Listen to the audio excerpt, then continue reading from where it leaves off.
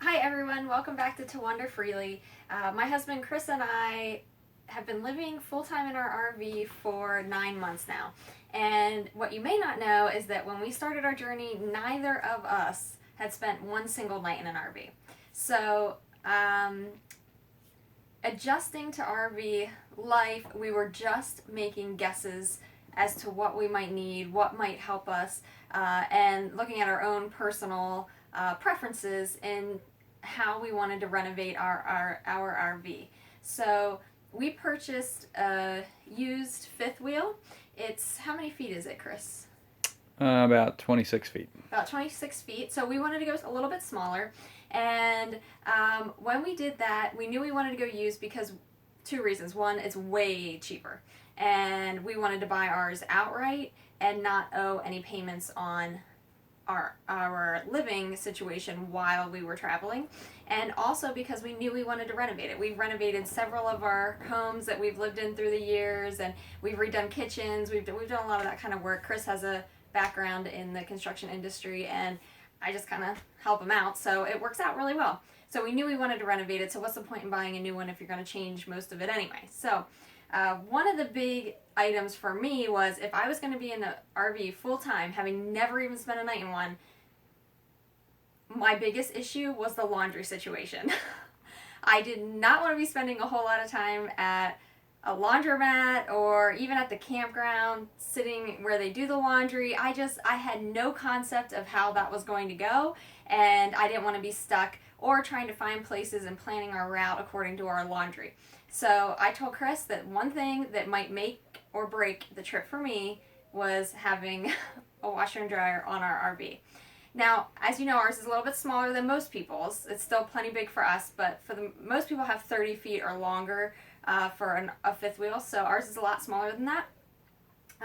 But we still found room to put our washer and dryer. And it is right behind me, actually.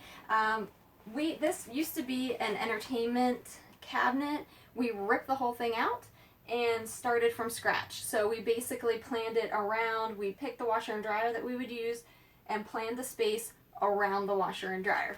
So we even constructed this little door, and I took an old tablecloth that I had and then some extra scraps from some fabric. I cut out the United States and glued it on there. So that was, as you can see, it's all homemade. And then here is our washer and dryer. It's a combo washer dryer, which I honestly had never even heard of before. And Chris is going to show you how we ended up making it work outside. So right now I am going to do a load of laundry, and we're going to show you how he hooks it up outside, and he'll talk a little bit more about the logistics of it, and then we'll come back inside and I'll show you how it works. So before we go outside, just to kind of help give you an idea of what we'll be looking at when we are outside, I wanted to look at the back of the washer and dryer unit. So I was surprised at how basic and simple this thing was when it arrived. It's basically just got smaller versions of everything that your typical washer and dryer has. This is the drain line that comes out. Here, of course, we have the power cord. This was the best part of the whole thing. The power cord just plugs into a regular outlet in your wall. I was expecting to have to bring some kind of an additional line from the camper's panel, just because it would run off of, more than 120 or something like that. But it's just, you'll see down below, it's a regular plug, so that really simplified things for us for the install. Got our hot and cold water lines over here, and what we did on probably every camper, certainly this one, all of the plumbing lines, everything's run underneath. So the idea for the utilities to get tie-ins was to get this stuff down through the floor so that I could actually tie it into what we currently have on the camper. So we had the previous owner, again, this was used, like Jen said, the previous owner had a large opening cut in the floor right here. Immediately below this is one of the storage bays in the fifth wheel. And we think what they used to use it for, a lot of people, they would put their laundry basket down below. So there was a hole in the floor. They threw dirty laundry into the hole in the floor. It goes into the laundry basket, where they would then take it once it's full and go off and do laundry at the campground or wherever they did laundry. So what I did, because I didn't need a hole that big and we wanted as much floor space as possible, I just infilled the opening with some plywood, put the flooring over top, so we've reduced the size of the hole probably by about 25% at least. We made it a lot smaller. So we've got the vent that goes down through. This is just some flex duct. I think it was about 4-inch diameter. That goes down through the floor, our water lines, and our electric. The drain, actually, we tied that into, you won't be able to see it because it's behind this drawer, but we tied the drain into a vent pipe that was going up through the roof of the camper. I'll actually take this out just so you can see it. We added this for some more storage.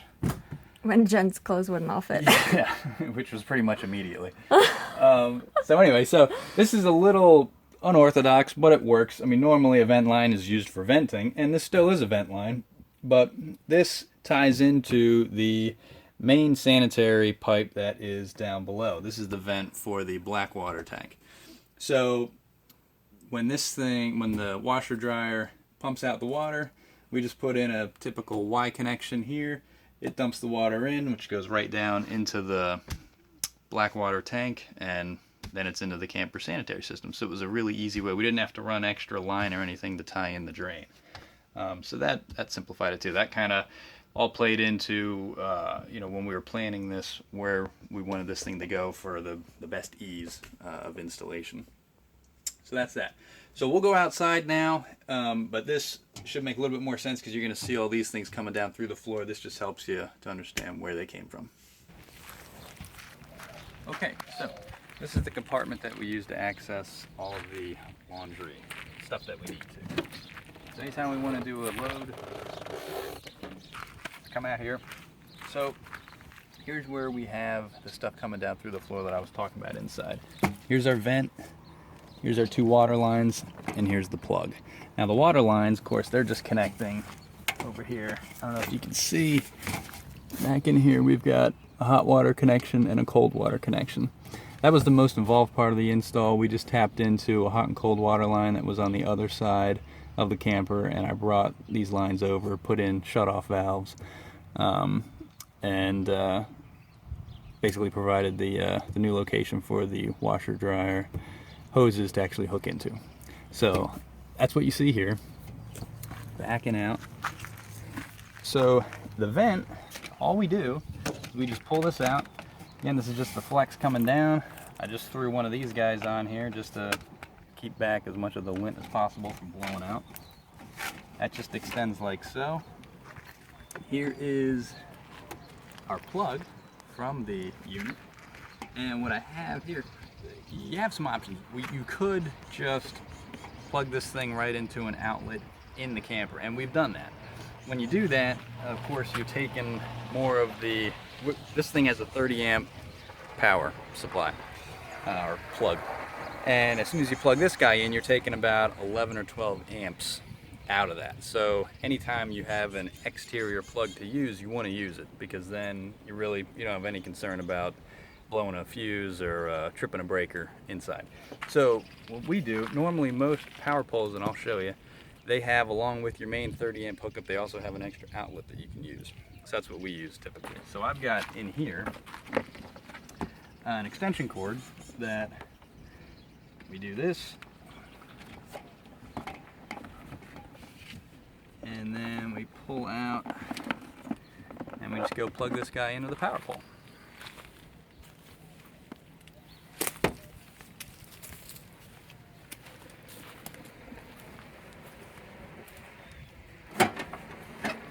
Come around here.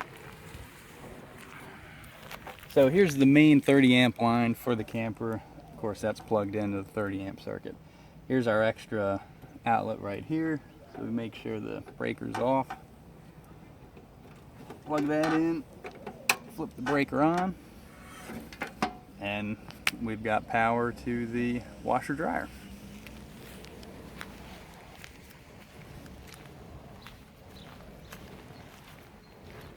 Then while it's running, I'll usually just flap this down. This sticks out just underneath. Then if it happens to rain or anything while we're doing laundry, this usually protects it enough so that doesn't let any water get in. So Chris now has us all set up, and we're ready to do our load of laundry. I have the laundry in here. Think of it as about half the size of what you would normally do in a regular washer dryer because this one is smaller. So I have about half of a normal size load in here. You can see all of the different settings for this. I always use number 9, which is the express. And what's going to be unique about this is you're going to set up the wash as well as the dry time.